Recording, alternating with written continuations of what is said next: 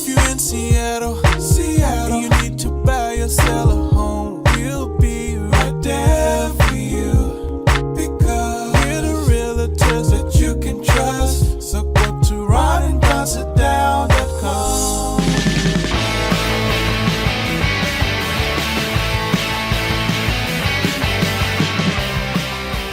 You're listening to The Ron and Don Show on the Ron and Don Radio Network.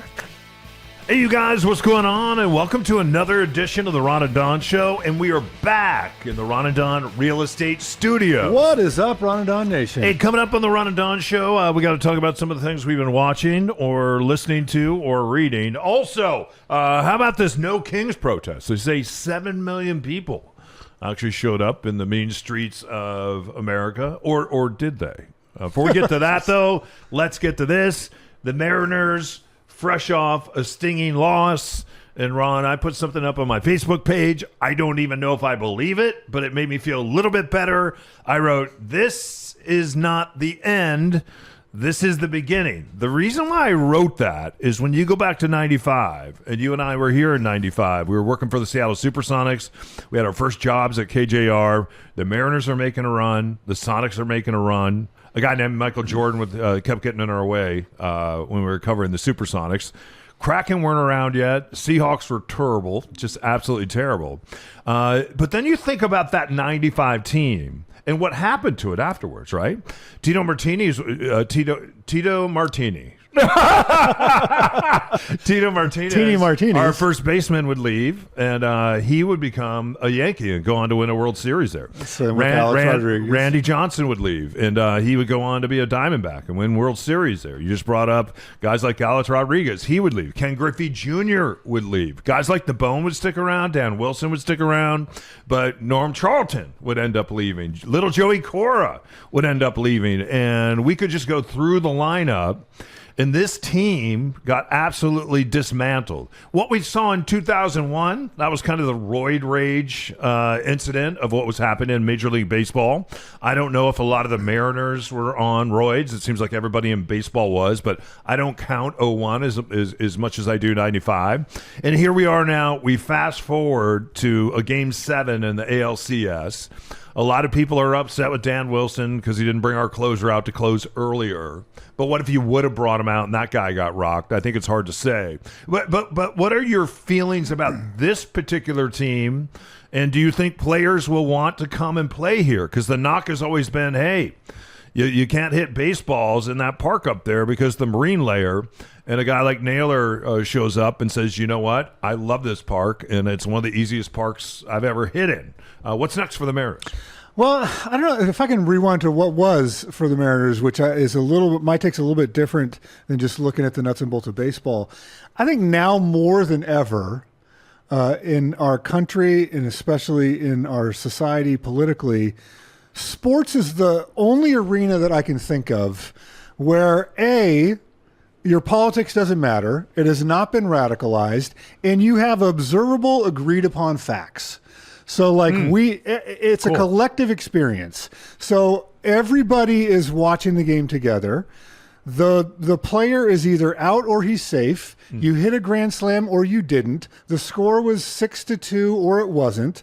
And we're watching it. And even if you disagree with an individual call, or you go, oh, that ball was inside and it should have been a walk, like all that stuff that's part of sports. But at the end of it, we all know that we don't need a recount at the end of the game. You don't go, we're going to storm the baseball stadium because that's not a valid score. It's like, no, we saw the runs come in. Great points. We saw the errors happen. We saw the pitching change go in. And you see fans, especially in that win here in Seattle, when you pan to the crowd, and we had that home run, and we brought out the rye bread and the mustard, and Grandma was making a grand salami, and you looked around, it was pure joy and exuberance from people. And not once did I go, I wonder if that person is a Republican. I wonder if that person's a Democrat. I wonder if those two guys high-fiving and hugging each other are of the same political belief. Great. How can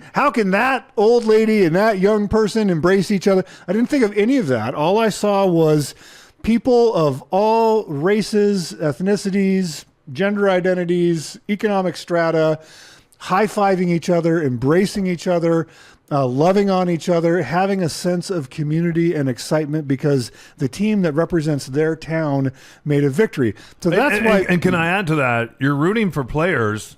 Most of them aren't from here. From Venezuela, right. From the Dominican Republic. Every once in a while, you're like, I wonder if ICE is going to storm the field exactly. in the seventh inning stretch, right? And so, to me, sports has always had that element to it, and you can go back no further than, you look at the Super Bowl parade that we had and just what it means to a city. And we've talked about this for years whenever there's a stadium agenda that comes up or we need improvements to Key Arena, et cetera. And everyone is always like, why should we do this? Like, sports has carved out that place in American life. And so it's tempting for me, like we don't work on sports radio anymore, but if we did, we would get into the pitching changes and the calls and the men left in scoring positions and generating runs and how do you go 2 innings in a row with the bases loaded. We can, we've gone down those roads in the past and tried to thin slice all of that, and it makes for great radio fodder if you're on a sports radio station. But for me, this was a moment, even though it ended where it did, it was still a moment where, with the backdrop of No Kings and all the stuff you teased at the top of the show, none of that mattered in the sense of you and I are both human beings. We're excited by this event. Something good or bad happened. Our friend Wes texted me. He's like, hey, I'm taking my family to one of these games, and man, these tickets are crazy. And I was like, you know what?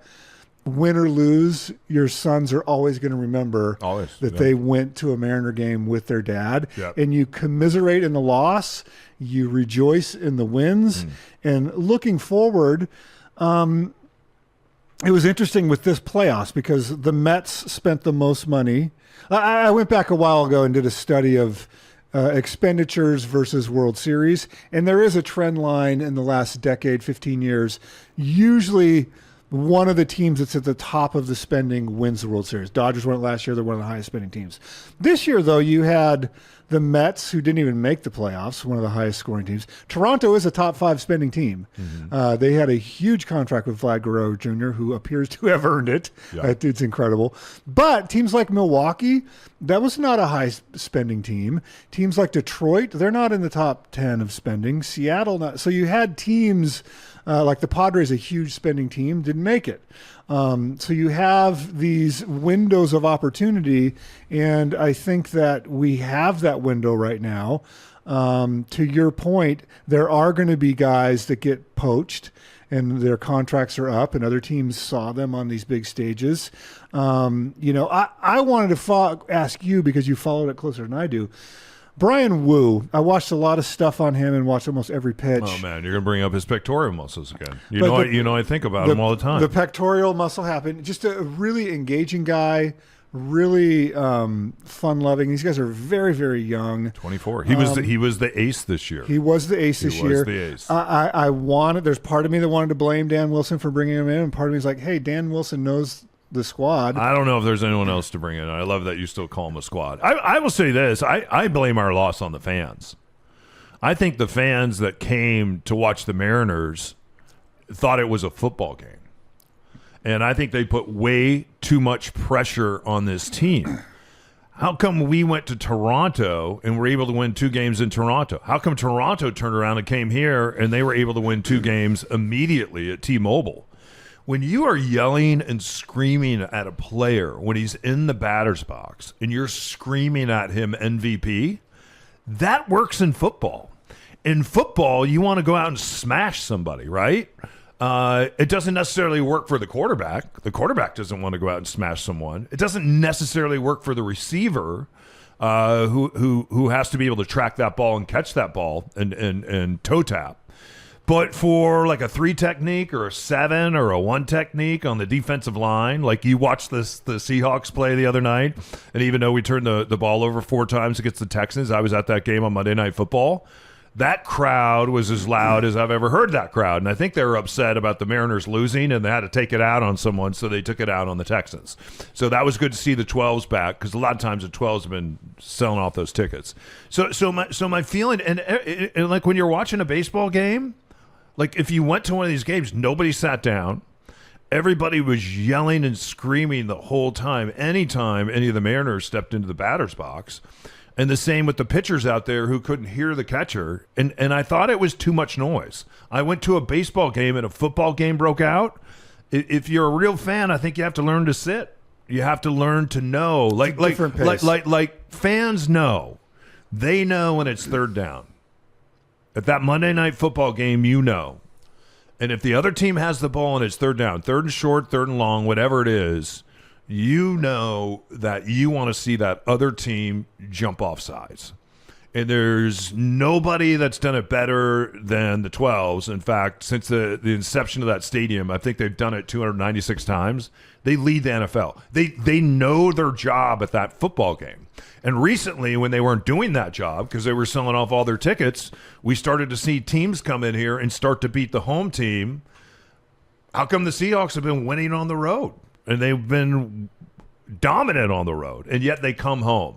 So I think when you look at the home field advantage, I think it's important for baseball fans to know and to learn you are not the 12s, and standing there and screaming at these players the whole time, it puts undue pressure on them. That's a good point. And I think that was part of the problem this year. I think that's a very good point. But I'm hoping this window stays open.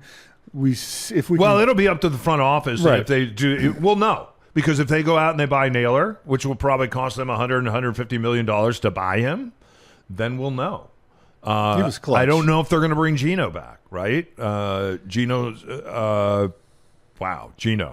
50 home runs and certainly won a number of games for us this year.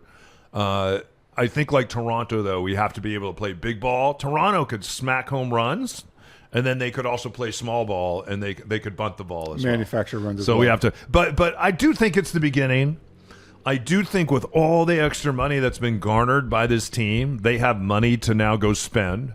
I think the Mariners have been seen on a national stage. Final question for you. Can we just get Max Scherzer in a couple times a year as a Mariner? God. I'd love when he would. I love when he would not come off the mound. He is a psychopath. As a 58-year-old man, I looked at a 41-year-old guy who's an old guy, and I got to say in that moment, I was rooting for him. And I'm like, psychopath. I love you so much that you're screaming at your manager. Get out of this mound! You will not come off the mound. Yeah.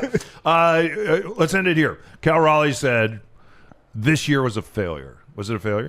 I don't think so. Like, baseball is 162 games. Then you go into the postseason. They went as farthest that has ever happened for the Seattle Mariners. And remember this, too. Whoever won that series goes to play the buzzsaw that is the Los Angeles Dodgers. Wow. I mean, it's not like, oh my God, we're going to go in and sweep the Dodgers. So not that you couldn't win the World Series. I'm just saying they have basically a guy that's better than Babe Ruth on that team amongst just a murderer's row of all-stars. So I would be shocked if Toronto beats the Dodgers in this World Series.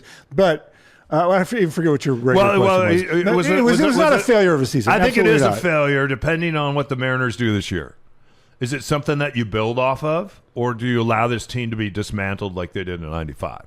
If they allow it to be dismantled, and that's one of the reasons why Cal Raleigh signed here. Before he signed his deal, he went and met with them in the front office and said, what are you going to do? Because I'm here to win a World Series. I don't care about MVPs. I don't care about home run titles. Think about everything he did this year. Yep. And then 65 home runs in the regular, in the postseason, more than anyone else ever outside the steroid era. And he's not satisfied and said it was a failure. That's a guy that's the cornerstone of your team. But you're going to have to get more players in here. And I think players now are going to want to come, but you're going to have to pay those players. Can I just do one more word and then we'll wrap it up? Whoever these media people are that are in the dugout after you lose Game 7 with 7 outs to go and you have a 2-run lead and you're asking people about legacy, shut the hell up. Like, these guys just left everything on the field. They don't know what their legacy is. They're just lucky that they got off the field without punching someone in the face. Like, learn how to ask a question post-game. Like, what are we doing? Yeah. More in a minute.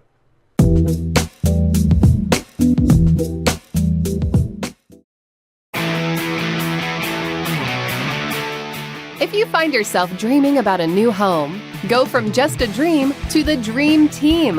Schedule your time at ronanddonsitdown.com. All right, you guys, welcome back to the Ron and Don Show. Let's talk about the No Kings March. When they did this about a year ago, a little less than a year ago, they say 5 million people showed up. They said this time 7 million people showed up. I do have to say, I think last time they did the No Kings event, I was rolling. I was doing something with real estate, and I was rolling through little towns like Coopville. And when you see like 8 people standing out there, and usually older people carrying the American flag, chanting, trying to get people to honk their horn, doing all that stuff, it was kind of cool to see small town America participate in that. And I do have to say also, I do love the fact that I see, because it seemed like for some time, like the flag only belonged to one party. It's good to see that the flag belongs to everyone. And I was happy to see people out there with American flags. I say this all the time. Go out to rural America during the 4th of July Memorial Day, and you'll see flags on every house. Then drive through my neighborhood on Queen Anne, and you won't see one. And a lot of times it's because in rural America, they have sent their sons and daughters to war. A lot of us that are around tech, maybe we're from other parts of the world, so we come here and we enjoy the fact that they have gone overseas and they have fought for our freedom. Our aunts and uncles, granddads and grandmoms have. And so they feel that sacrifice within their family. And sometimes I think people on the left don't always get that and or appreciate it. And it's not like people on the left haven't fought for this country either, but it was nice to see that both sides are carrying the American flag again. No Kings, what was your take on it? My favorite thing on this is the people in inflatables.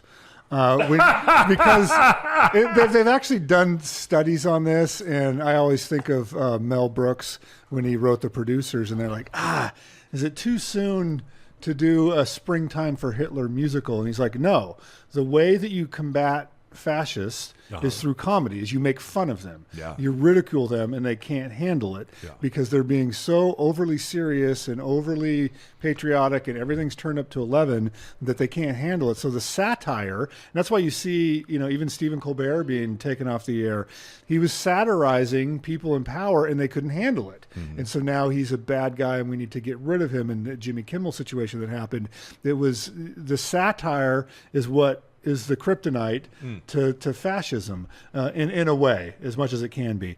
So to see the image of these Halloween costumes that are giant inflatables, that started with the guy in Portland that had an inflatable frog, and he's standing up to these armed guys in SWAT gear. Just the image of it is so emblematic. It's such an iconic image, and people saw that and like, okay, I'm going to do that. So when you flash forward to this Kings thing, is you've got inflatable dinosaurs, inflatable frogs. There was a 61-year-old woman that got arrested in an inflatable penis costume because she wouldn't take the costume off. It was wrapped in an American flag. Yeah. And to see this inflatable penis woman, they ripped her arms out of the inflatable to handcuff her, but she's still inside the inflatable, trying to shove her into a police car. It's like, okay, that it illustrates all of the insecurities of the other side. And then the other thing, and you've said this a lot over the years. Hey, can we get someone over here to pop the penis? Yeah, we're trying to get this penis in the back of the police car, and we need someone to come over here with that. Does anyone have a screwdriver? Yeah, we need to pop the penis. All right, thank you. Yeah. Penis popping. The penis popping. I totally forgot what my train of thought was. But have you seen Stephen Colbert? Because every once in a while now he kicks it over to the leader of the coup. And it's Kermit the Frog with his banjo. He'll sing the Rainbow Connection. I remember what I was saying. But with different words. If you haven't seen it online, it's outstanding. You've said this throughout over the years. Of course I have. What I say, I'm sure is trying to say that people peacefully going to the streets is un-American or anti-American is opposite land of what it really is. Like, that's the cornerstone of American democracy, to have the freedom to come out and to say, I protest this thing, regardless of what that thing is. So, like, the characterization of this, that somehow it is un-American or unpatriotic to protest something you believe in, is completely crazy. And I also love that people are now, one of the things that I love is embracing Antifa, because Antifa means I'm anti-fascist. Mm-hmm. And so people that are stepping into that full throat are going, yes, America's been Antifa since 1770. Yeah, I learned a lot when my black friends taught me that, hey, the N-word I can use, but you can't use it, and you can never use it because you're a white guy. But the reason that we use it and we can use it is because it takes the sting out of that word. So, yeah, I thought that was very interesting. And then also, what do you do when people say, hey, that didn't even happen, or those are AI pictures, or those things were doctored? And I asked some of my friends on the right that were saying those things, I said, well, why don't you ask some of your friends that were there? Oh, you don't have any friends that were there. And that's the problem. I created if you go to my Facebook page, and there's about 30,000 people now that have participated. And our friend Brad, who used to work at Cairo, wrote me, and he lives in Utah. And love Brad. And he said, hey, and he's way on the right. He loves Trump. He said, these people don't even know what they are protesting. And so I took what Brad wrote, and I put it up on my Facebook page. And I said, hey, I would invite a conversation for people on the right and left. I would invite you to not copy and paste. Don't put up memes, and you can get as choppy as you want, but let's not be belligerent and mean to each other. And so 30,000 folks later, watching people seriously engage from both sides about the way that they feel about this protest march was actually very cool. And at the end of it, I wrote another post, and I said, if you go through and you read the remarks, what you see is we're actually not that far away from each other. No. A politician's job is to create rage bait, right? Brandy Cruz did this. She used to work at Cairo Radio, and she has a podcast. And so she flew, my understanding is, to the White House the other day to warn the president about Antifa, and she got lots of clicks about that. Also, she had gone downtown during a protest, and I think she's married to a police officer, I'm not sure, but she went downtown during a protest, and there was someone that reportedly was from Antifa, and whoever this guy was wasn't very nice to her, right? Wasn't very nice. So she went to the White House to report that, hey, the Antifa is live and well here in Seattle, not the Antifa that you were talking about, and that the president should do something about it. What that does for Brandy is it gets her lots of clicks. It gets people that like that kind of rage bait listening to her podcast, supporting her advertisers, and keeping her on the air, right? Dory used to do that. A lot of the stuff that Dory used to do on air in Cairo, he initially didn't even believe. He was doing that as a character. And then all of a sudden, they were about to cancel his show. And I remember my friend Stephanie called me and said, hey, we'd like to get Trump on with you when he was first running. And I said, I don't think that's our show, but I know someone. And so I gave that number to Dory. Dory had Trump on. His numbers really rebounded because they were about to move Dory over to a station at the time that was called The Truth and put somebody else in there. And he knew that. And his numbers just skyrocketed. And after that, Dory kind of became a rage baiter, And I can say that because Dory and I talked on the phone a lot. I talked to him days before he passed because he's thinking about leaving radio, doing a podcast. He wanted to know what that was like. But a lot of the stuff he didn't believe as this character, he kind of started to believe, and he started to get angry and mad. And I think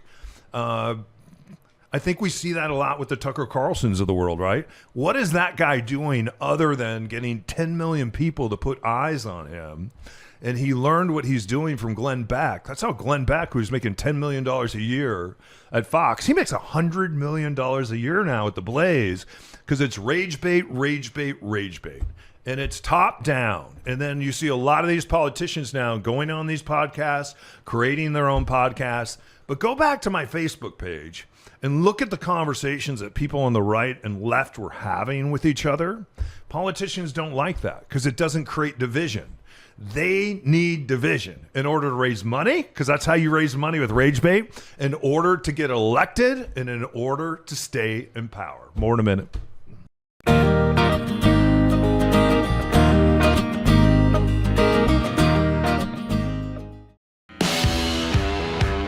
Ron and Don, from radio to real estate. When you're ready to grab a cup of coffee and sit down with the guys, go to ronanddonsitdown.com. All right, you guys, welcome back to the Ron and Don Show. Don't forget, if you need us, buying, selling, investing, we are here. Go to ronanddonsitdown.com, and we'll sit down with you virtually today. Let's do a quick whip. I'll give you some headlines. Want to get your response. We'll start at the White House. Seems like the president has decided to rip down part of the White House. People are very, very upset about this. Talk about getting a permit. I guess if you're president of the United States, it's not hard to get a permit.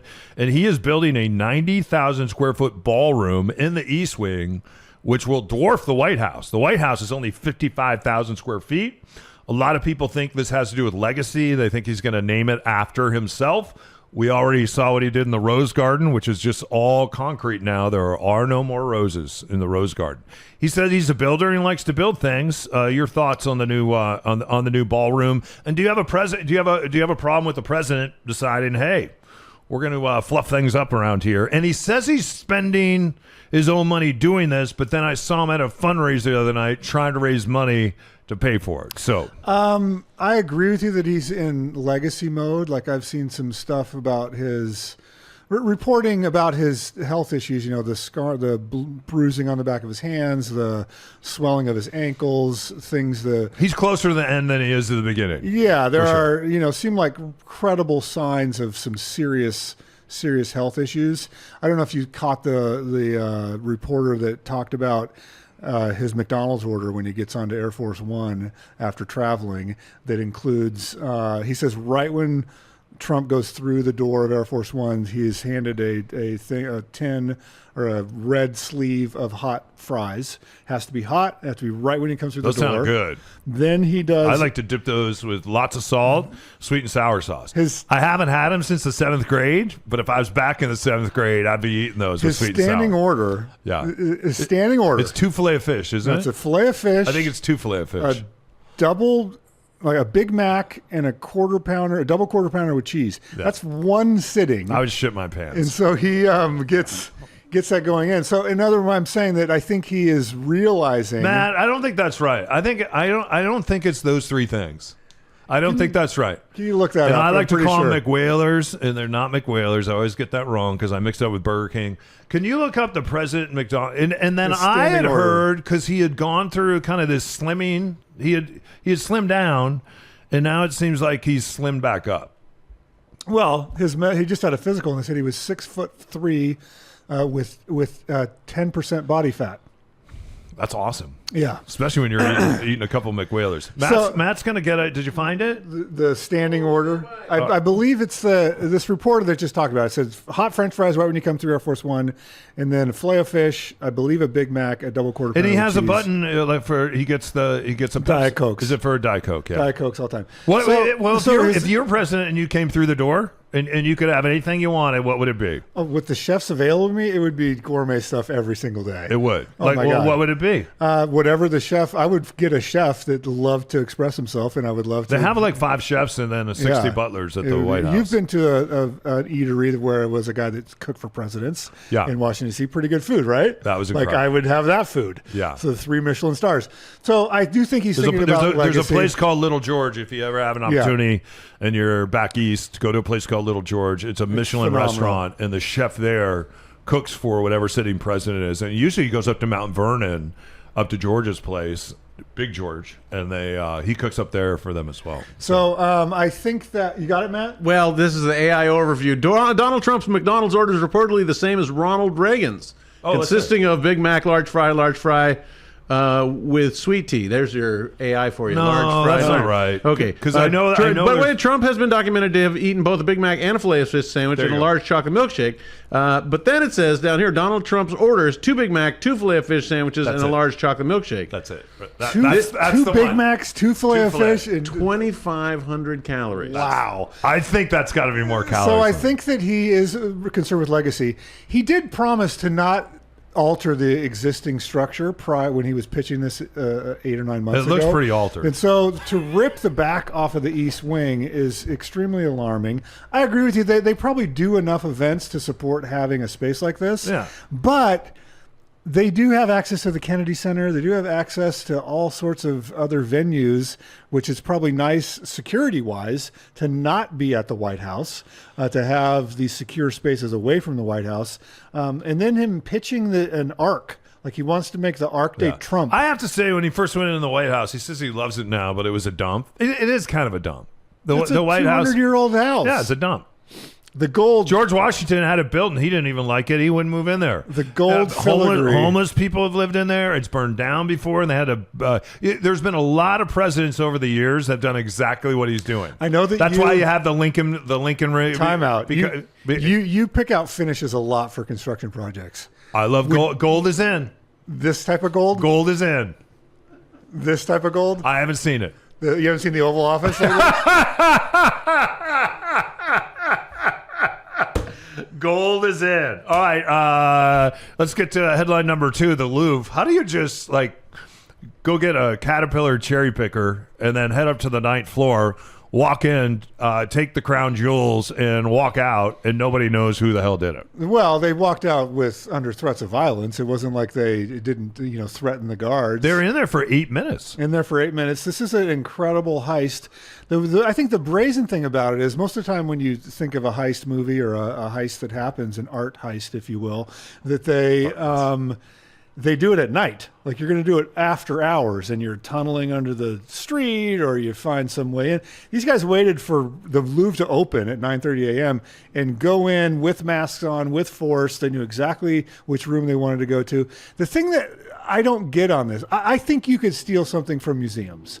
I don't think that is all that difficult. The thing that I think is difficult is now what do you do with it? Well, if you have these crown jewels or you have a famous painting from the Louvre, you have let's say a Leonardo da Vinci painting, how do you move that? The last guy that stole something from the Louvre, what he did is he waited 2 to 3 years, and he said that's what they'll do if they don't get caught. You wait 2 to 3 years, you have somebody, kind of a middleman, contact the museum. You let them know that you know where the jewels are. You tell them how much it's going to cost to get it back. And also, you don't want to serve any jail time. Give that a Google. The last guy that stole from the Louvre did that. He got a payday and no jail time. Would you like to tell the people that your first trip to Paris, when I offered to take you and my brother to the Louvre, what your response was? I don't remember. What was it? Hell no. I don't want to go to the Louvre. Is that what I said? Yeah. Oh. You guys did not want to go. You guys wanted to go to none of the museums. I had to drag you to the Arc de Triomphe to go up there. And then once we went to these things, you liked it. You know what? You were not a Louvre guy. You and I travel differently. I don't like being around just a ton of tourists. I like to get out in the countryside. I do. I agree. I like to get on a bike. I like to swim in the ocean. I like to ride a horse. Not interested in but you're a history guy. That's what I thought you would. If I'm, you would like the museum because of all the history. I like a guided tour. Yeah, that's what I like. We could have done that. That wasn't offered. Oh, so now I need to offer you guided tours to the museums. Okay. Yeah. My bad. That is like we're on the doorsteps of the Louvre. Yeah, I would like. And you're like, I need a guided tour. I would like a guided tour. Okay, perfect. Next time, guided tour. But you did enjoy the Museum of Winston Flight? Churchill. No, that's here. You liked the Winston Churchill bunker. Museum. The bunker was fun. I love the bunker, and the London. reason I love the bunker is because there was a guided tour. That's true. That's why I like do a guided tour. Yes. Yeah, that's why I like. All right. Finally, what do you make of the guy that just won the lotto and now he's buying up all the land in L.A. right now? He's buying up all the land. He's bought $10 million of lots. And is it Alta Vista? Yeah. That burned down. That's in that area. When you talk to people, that's more blue collar. That is an area where there's a lot of folks there without some help. Great mountain views and stuff, though. They can't afford to rebuild. That's a lot of blue collar folks. This story, I think, is spinning a tale. But if you read, 3/4 of the way down, you find out he won a $2 billion lotto, took the one-time payout, billion. which is the stupid way to go. $2 billion. So he walks away with 700 and something million. Well, he was smart enough to win a $2 billion lotto. Then he pays taxes on it. He bought a multi-million-dollar waterfront house in Malibu. Mm-hmm. It burned down. Mm-hmm. He started dating an influencer.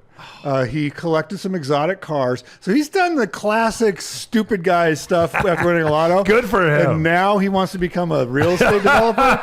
So I am not putting a lot of faith that this is going to come to fruition. I would like to say, though, that and we talked about this a lot when those fires happened. I think these piecemeal folks that are coming in and just buying lots and not doing a comprehensive look at the way the fire ripped through that valley is just setting yourself up for a future fire to rip through that valley. I think that the state or the government needs to step in and go, we want to rebuild this city. We understand the heritage of this city, but we're not going to just sell off individual lots and do another stick-built house right up against this fire zone. There is technologies available to us in terms of building materials, building architecture, fire breaks, all of these things. I would have liked to have seen that if he took his, couple, $10, $20 million and wanted to do something like that. I would be a fan, but he's just buying up lots going to make stick-built houses. I would move there almost so I could buy a fire truck and be my own fire department. You can be your own fire department right now. There's a guy on Queen Anne that has a fire truck that parks it right by the hardware store. It's a parade truck, yeah. And it's kind of annoying. And he does like birthday parties and all that. So he has his own fire truck. So he's advertising. With no parking. Yeah. I told you, I almost bought Squad 51 one time for an emergency.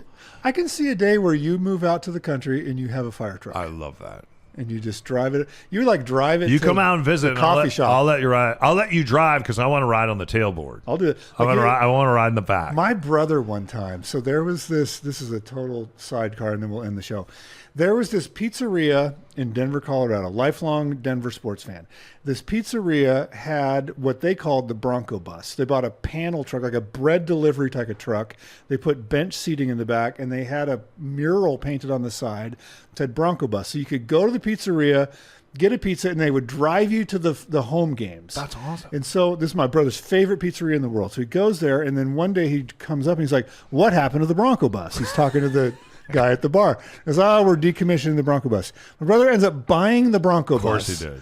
Drives it back to New Mexico, and we would, every once in a while, everybody would get in the Bronco bus and we would go get burritos down at Lottaburger. Yeah. Or go get a cup of coffee. I can see you doing the same thing. If you have your own fire engine, you want to just go to breakfast or the coffee or a football game, and you drive your bus. I have a friend that has an ambulance that drives the Seahawks games. The Bronco bus. Where is the Bronco bus? It is rusting behind his barn right now. But he still owns it. It's out of commission.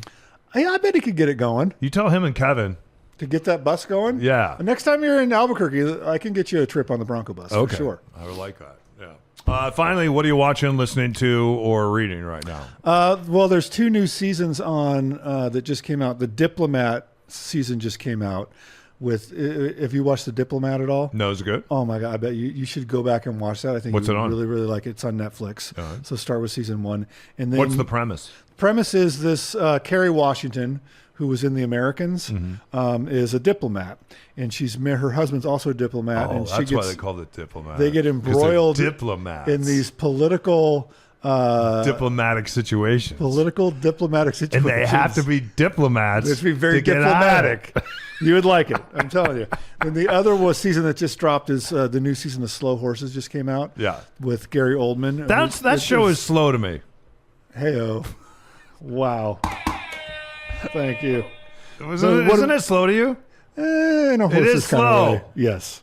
No, I tried to watch it. And I'm like, this is not slow. And then I couldn't understand any of the accents. They're British. I know. I can't understand those. All right. And yeah, go ahead. That's what I'm watching. There's something I really want to watch. And Ryan Reynolds produced it. And I think he did it with Tom Hanks' son. Colin. And it's a new documentary about John Candy. Have you? Oh, yeah, I've seen the previews on that. Looks amazing. It looks incredible.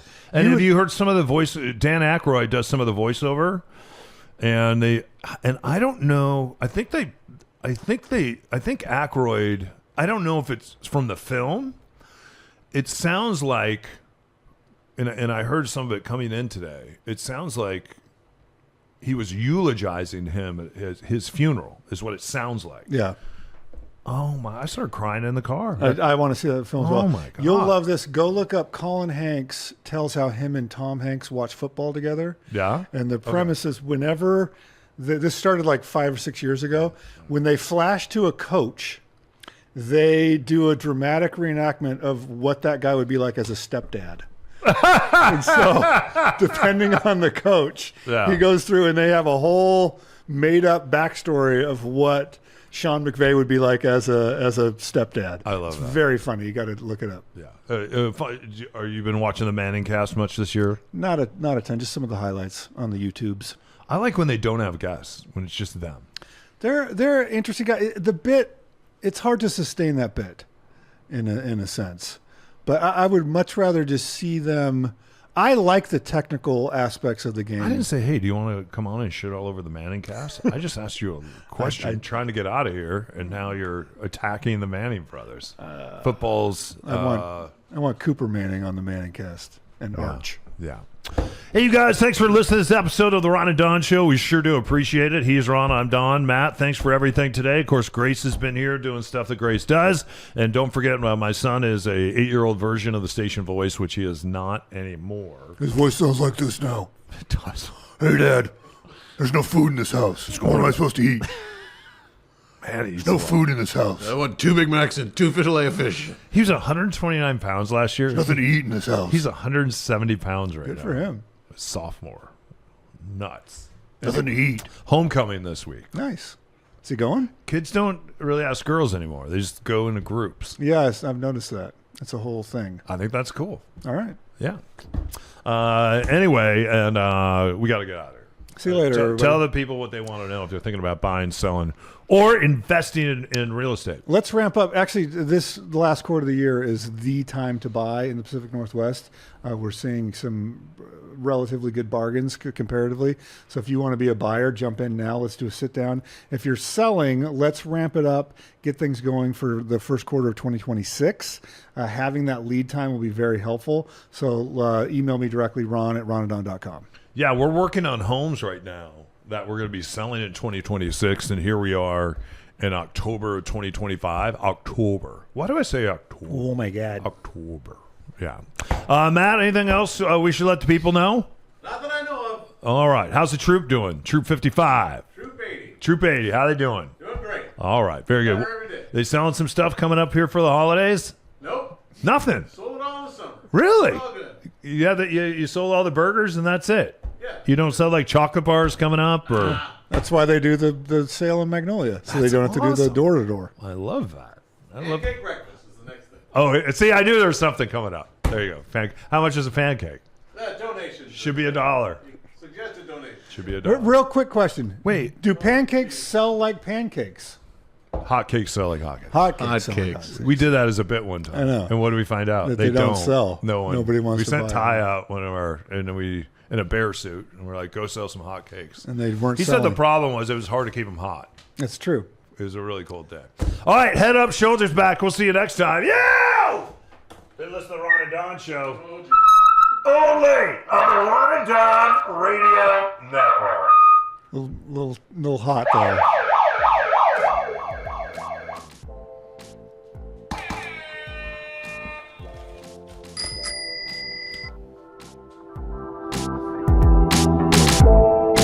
Well, that's it. Show's over. We'll see you next time on the Ron and Don Radio Network.